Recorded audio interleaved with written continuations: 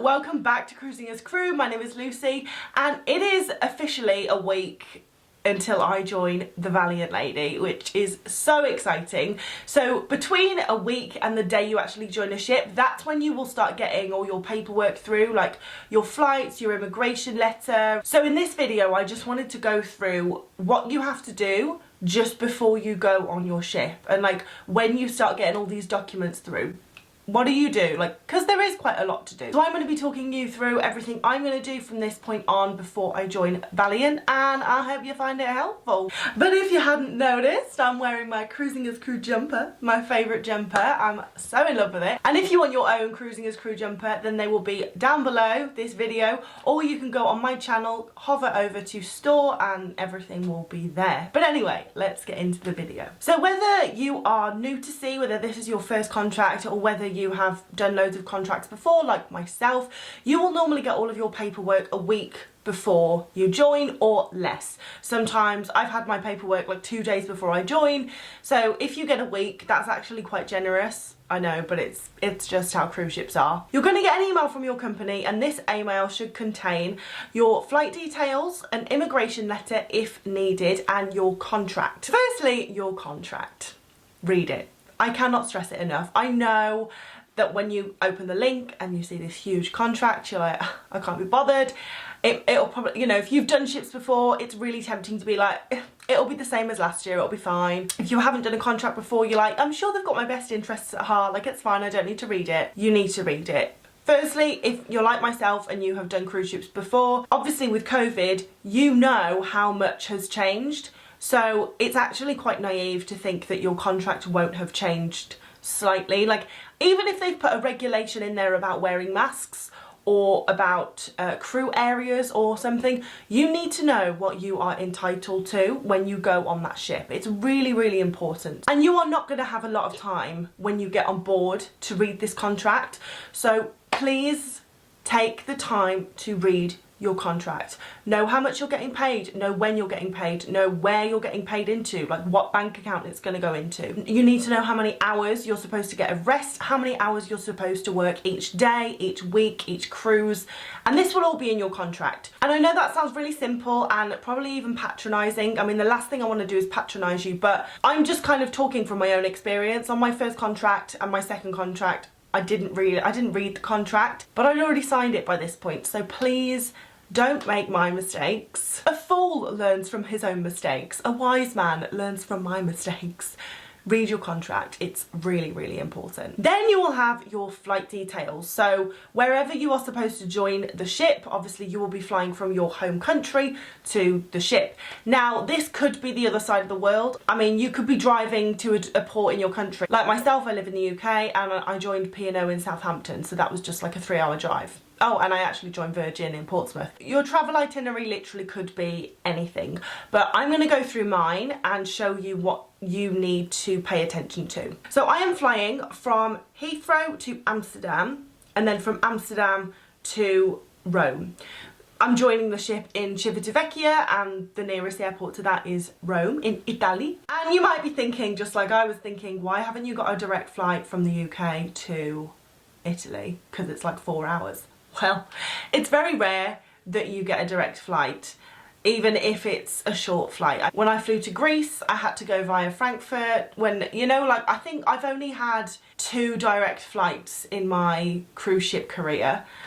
So expect a stop off, because most likely you will get one. I obviously need to pay attention to the time it's leaving, because I need to know whether I can get there in time. So Heathrow is about 3-4 hours away from me, depending on traffic. So this flight is at 6:15 in the morning. If I can't get there on time, I am well within my rights to write back to my company and just be like, yo, I cannot get there.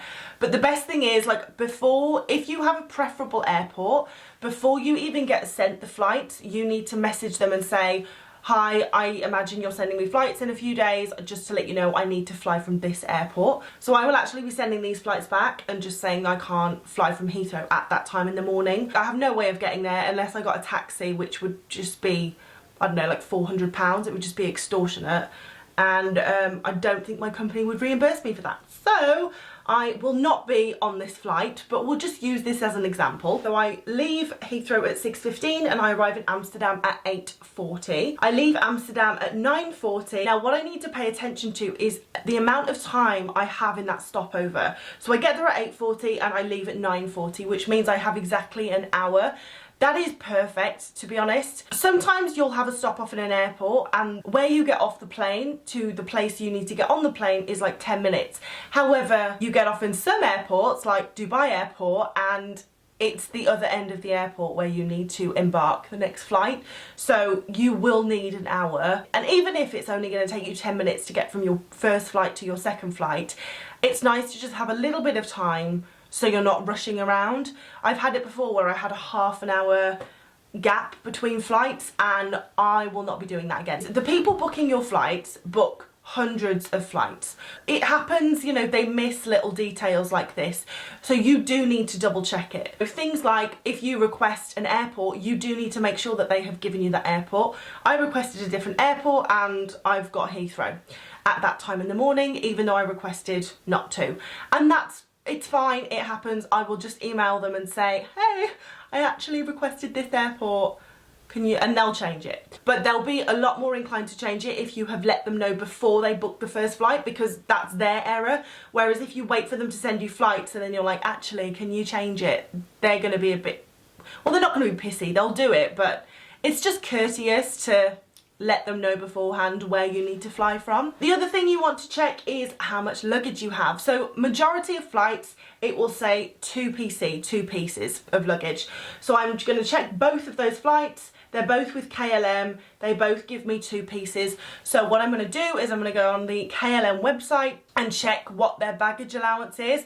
I've already checked KLM and it was 23 kilos. So I know that I am allowed 2 cases of 23 kilos and I'm allowed a hand luggage as well. So that is what you need to check in regards to flights. You need to make sure you have enough time in your layover if you have one. Obviously be sure that you can get to the airport. If they like refused to change that flight and they were like, you need to be on this flight at 6:15 from Heathrow, I would then basically ensure that they were going to pay my expense for a taxi or a train. You definitely need to get it in writing over email that they are going to expense that back to you. So when you get your flights, those are the things you need to check. The second thing you are going to get is an immigration letter. You might get this, you might not, it just depends on whether you need it. So I have been sent one for Rome, so all it says is Lucy is joining Virgin Voyages, the Valiant Lady in Civitavecchia in February. Lucy is taking up a 6-month contract. Lucy will be flying from London, the flight number on this date, and arriving in Rome this time, this date. She will embark the ship. We guarantee to repatriate her. If you require any more information, please do not hesitate to contact me. And then my company's contact details are at the bottom of that letter. So if I do get stopped going into that country, probably won't, because I'm from the UK and I'm going to Italy, but you know, America's really strict, so you definitely want to get an immigration letter if you are going to America, just in case. I can't say that I've ever been asked for it, but it's just good to have, because countries that are really strict on immigration, they are going to want to see proof that, you know, you're not just coming here to live and do your own thing. So those are the first things. You've got your flights, you've checked that they're all good, you've checked your contracts fine, and you've got your immigration letter. So the next thing you're going to want to do is fill out a passenger locator form. I don't believe that there is a time limit on this. I think I filled mine in, well, I've already filled mine in, so that's like a week before I fly, but you are going to want to double check. And of course, the passenger locator form that you have to fill in will be dependent on where you are joining the ship. And then the other thing that you will need to get is a PCR test. So I have my PCR test booked in a few days because Virgin have specifically asked that my PCR test be done within 48 hours of me joining the cruise ship. And then of course I will be tested again on arrival to the cruise ship. And if I have a negative result, then of course I will go on the ship, absolutely no problem.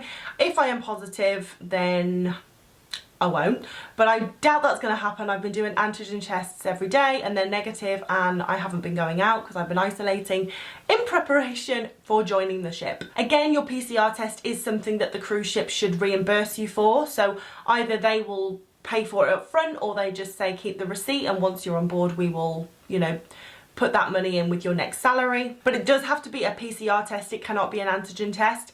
And if you're like me and you need to have it done within 48 hours of joining a ship, you need to make sure you will be able to get the results within 24 hours or less. It depends on when you fly, because you need it to fly but also to join the ship. So it's important that you make sure those timings like coincide, which can be quite tricky. If you're in the UK, I have booked mine at Boots. They do them at most stores. But yeah, I mean, just Google PCR tests and you will find one. And then some other things that I do and I recommend everyone does is make sure that you have proof of your COVID vaccines. They're really strict on that now. If you're from the UK, make sure you have your NHS app working so that when you travel you can get up the QR code that shows that you have had all 3 vaccines. You will need all 3 vaccines to work on a cruise ship. Like most of us, when I had my vaccines I was given a little card, so I've made sure to keep those safe, so if my NHS app for some reason doesn't work, then I can show my cards.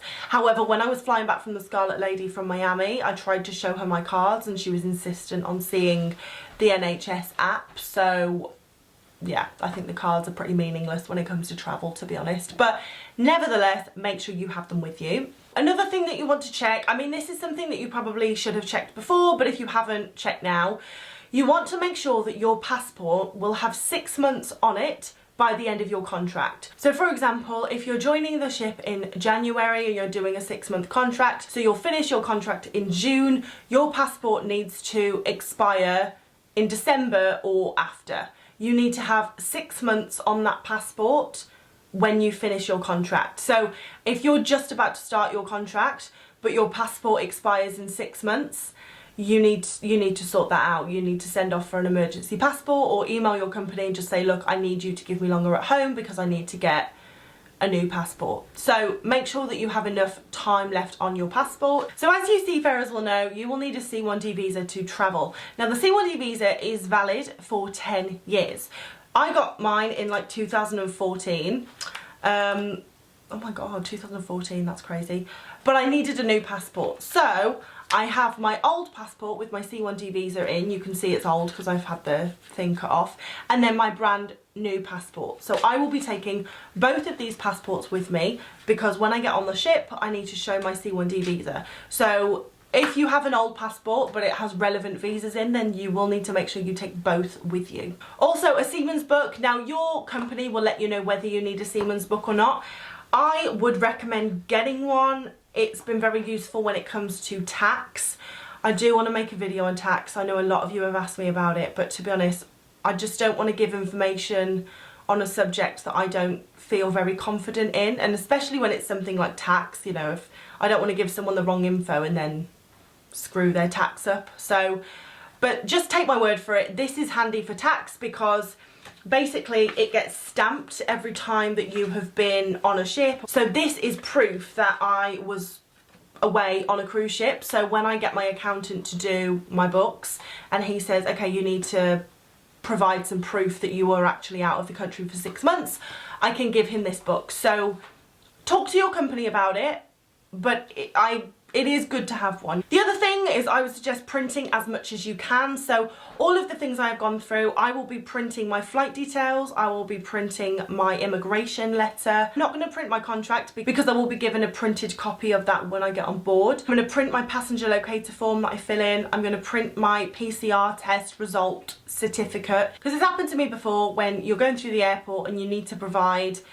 I don't know, some document that is on your phone or on your laptop and your laptop has run out of charge or your phone decides to spaz out and you can't get it up, and that proves really embarrassing and uncomfortable. So I've learned from my mistakes. I just print as much as I can off. It just gives me peace of mind and it makes travelling less stressful that I know I have all my documents, and if anyone wants to see anything, I have it right here to hand. And then the last thing, if you are staying in a hotel, you will need to just double check a few things. So, I mean, for me, I'm flying from Heathrow to Italy, so I will just fly on the day of joining my ship because it's such a short flight. However, the girls who are flying from Colombia, they will get to Italy the night before we are supposed to join, so they will be staying in a hotel. When I went to Australia, I got there the night before and stayed in a hotel, and this will be the case for a lot of you. Before you even get on the flight, I would do your research. I would research the hotel, research where you're getting off the flight, and decide how you're going to get from the airport to this hotel. And you know, just make sure you roughly know the distance. Again, it's happened to me before where I've got in a taxi and he has just taken me for a jolly. I didn't know how long it was to the hotel, so I was in this taxi for 40 minutes, paid an absolute fortune. Luckily the company expensed it back, but that's not the point. You know, it was 40 minutes of my time, and then, you know, I got in the hotel and asked a few questions and realised it should have taken 10 minutes.